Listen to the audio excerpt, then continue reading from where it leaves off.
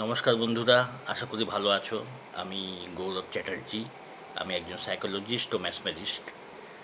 আগের ভিডিওতে আমরা আলোচনা করেছি যে মেন্টাল এক্সারসাইজ টাইম টেবিল দিয়ে বা আরও কিছু আলোচনা হয়েছে। তো তাতে মেন্টাল যে আমরা একটু নাড়াচাড়া করবো মাইন্ড নিয়ে যাতে একটু ভালো থাকতে পারি, তাই নিয়ে আলোচনা করেছি। এবারে ভিডিওর বিষয়বস্তু হলো সেলফ এস্টিম করা, নিজের সম্বন্ধে একটা ধারণা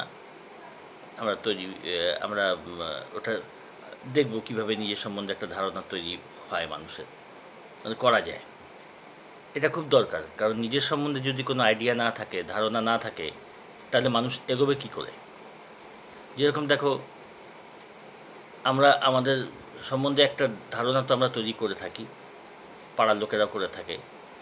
তো ধারণাটা নিজের সম্বন্ধে কীভাবে করতে হয়, টোটালি একটা একটা জিনিস, একটা রাফ ধারণা সেটা আলাদা জিনিস।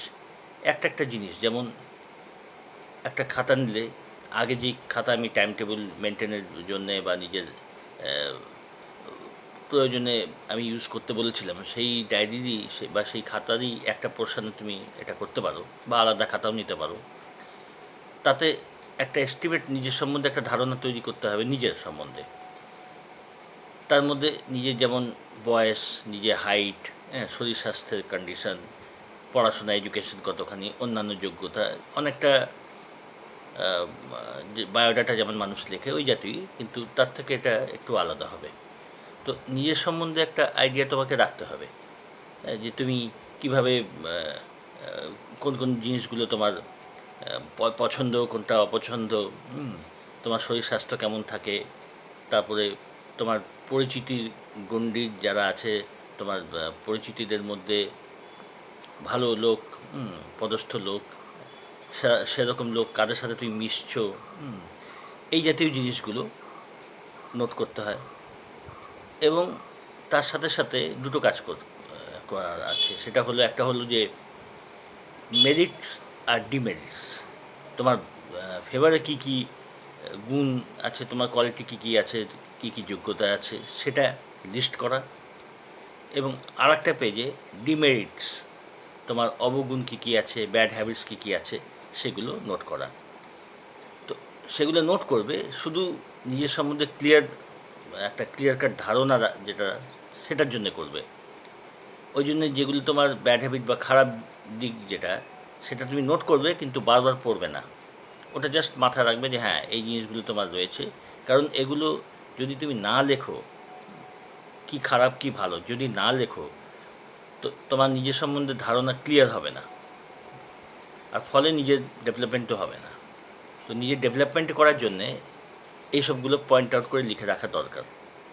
এখন তোমার ডিমেরিটস যেগুলো রয়েছে, যেগুলো অবগুণ বলা যায় বা ব্যাড হ্যাবিটস, সেগুলো নোট করলে এর মধ্যে দেখবে কিছু কিছু জিনিস তুমি হয়তো চাইলে কন্ট্রোল করতে পারো। যেমন ধরো, কিছু ভুলভাল হ্যাবিট, যে বাইরে আড্ডার সময় নষ্ট করা, টাইম ওয়েস্ট, সেটা তুমি চাইলে অনেকটা কন্ট্রোল করতে পারো, কমিয়ে আনতে পারো। আবার ধরো, শরীর নিয়ে তুমি একেবারেই কেয়ার করছো না, কোনো রকম এক্সারসাইজ করো না, কোনো কিছু করো না, সেই দিকে তুমি খেয়াল করতে পারো। এরকম কিছু কিছু জিনিস তুমি চাইলে কন্ট্রোল করতে পারো। এগুলো আস্তে আস্তে তুমি নিজের লাইফ থেকে খারাপ জিনিসগুলো চেষ্টা করে অনেকটা তুমি সরাতে পারো, অ্যাভয়েড করতে পারো।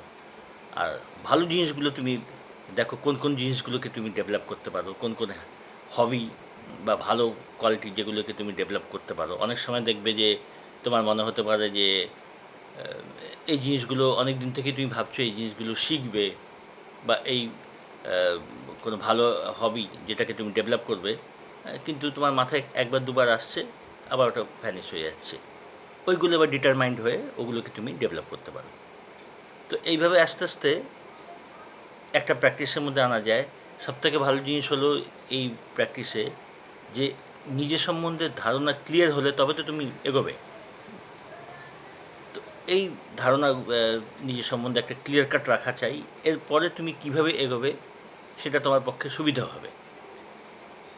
তো এটাতে তাহলে এই আলোচনাটা হলো যে নিজের সম্বন্ধে একটা ধারণার জন্য একটা নোটবুক দরকার, এবং ভালো আর খারাপ দুই সাইডই তুমি নোট করলে, চেষ্টা করলে খারাপ জিনিসগুলো যতখানি পারা যায় কী কীগুলো তুমি অ্যাভয়েড করতে পারো সেটা সম্বন্ধে তুমি পয়েন্ট আউট করে সেগুলো নিয়ে তুমি চেষ্টা করছো, এবং ভালো জিনিসগুলো কী কী ডেভেলপ করা যায় সেটাও তুমি এই নিয়ে চেষ্টা করছো, এবং পরে এ নিয়ে আমরা আরও ডিটেলস আলোচনা করব। খারাপ জিনিসগুলো কী কী উপায়ে ঠিক করা যায় সে নিয়েও আলোচনা করা যেতে পারে। তো পরের ভিডিওতে আমরা আবার এই নিয়ে অন্য টপিক বা এই টপিক নিয়ে আরও আলোচনা করতে পারি। ভালো থেকো।